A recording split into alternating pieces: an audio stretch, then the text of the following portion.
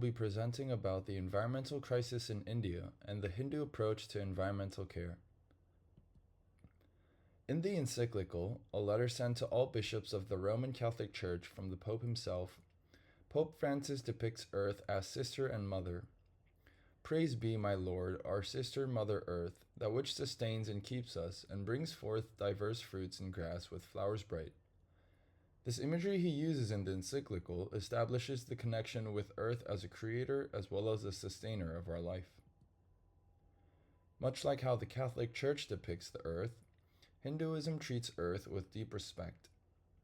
One Hindu prayer praises, O Mother Earth, who has the ocean as clothes and mountains and forests on her body, who is the wife of Lord Vishnu, I bow to you.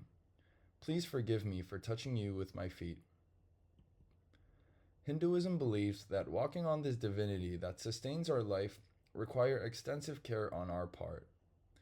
This also makes not only Mother Earth sacred, but also trees, mountains, rivers, and other elements on Earth sacred as well. Hindus have deep respect for the natural world and often has gods or deities for elements of nature. However, ironically in India, where most Hindus reside, environmental crisis is a major issue. Deforestation in India is a big issue due to the developmental needs of the country. As the country prioritizes in development, industrialization, and roads and irrigation projects has been causing massive deforestation.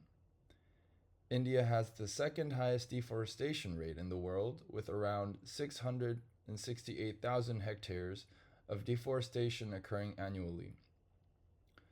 To give you a better understanding of this number, the entire city of Tokyo is around 220,000 hectares. As a result of deforestation, erratic flooding, soil erosion, and climate change is induced in India.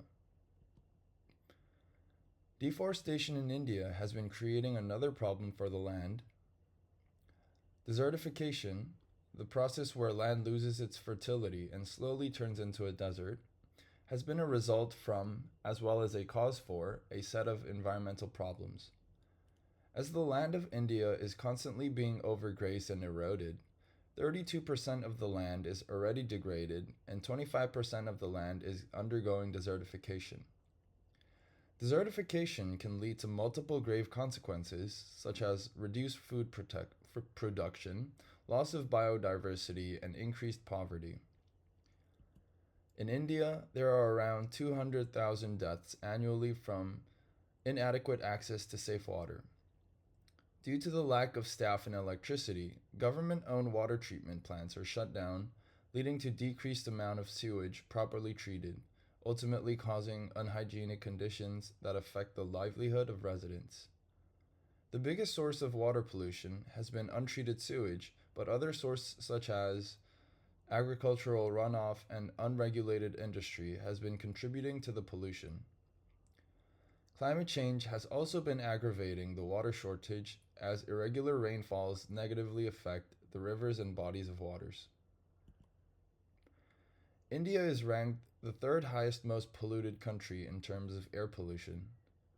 This has been mainly caused by dust and construction, biomass burning, and vehicle emissions.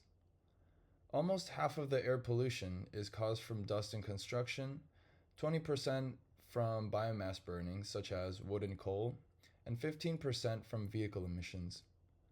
From 1998 to 2021, air pollution in India has been steadily increasing at average around 68% annually, and studies show that from 2013 to 2021, almost 60% of the world's increase in air pollution has come from India.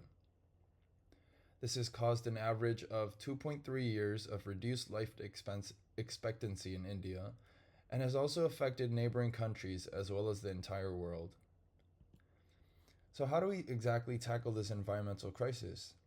Well, normally when discussing how to take better care of the environment, we would usually implement science and technology, as well as policies and regulations that will help benefit the environment, or limit the sources that causes detrimental effects to the environment. Although there are some noticeable changes brought by these methods, Veena Howard, an associate professor at California State University, suggests suggests an alternative solution to the environmental crisis. Howard believes that resources from theology, religious ethics, as well as rural religious practices of Hinduism can and must be utilized to tackle this rapidly growing crisis. First, she mentions how, according to Hinduism, nature was never an object for humans to use in the first place. As humans are a part of the environment, any mindless harming of nature results in bad karma. Howard also emphasizes that we should constantly recognize that the divine pervades all. As I mentioned before, Hindus believe that there is a god or goddess for everything. The fact that Hindus have a deity for almost everything in the natural world really show how they respect everything, because they believe that everything in this world is the body of God. Therefore, recognizing that the divine pervades all can then not only help empower and motivate believers to address the challenges of environmental sustainability and related issues, but also can reduce the harm to nature in the first place. Second, Howard underlines the importance of religious practices in rural areas. Hinduism in rural areas is tightly connected to the local environment and has a very long tradition of worshipping scarce and beneficial natural resources, and has great respect for the power and potential of nature. Hindus recite the Sanskrit mantras daily to revere nature, and many follow a vegetarian diet and oppose institutionalized killing of animals for human consumption. The majority of Hindu communities value nature by thinking of the universe as the body of God, and they pray for peace among all the elements of the universe and yearn nonviolence to all beings on earth. Howard claims that we can no longer postpone environmental care, as it is also closely linked to other issues such as social justice, health, and even economic and gender equality. She firmly believes that Hindu principles and practices can be used as a guidance for people to make change and a positive effect to protect Mother Earth and its children dwelling in her arms. Thank you for listening.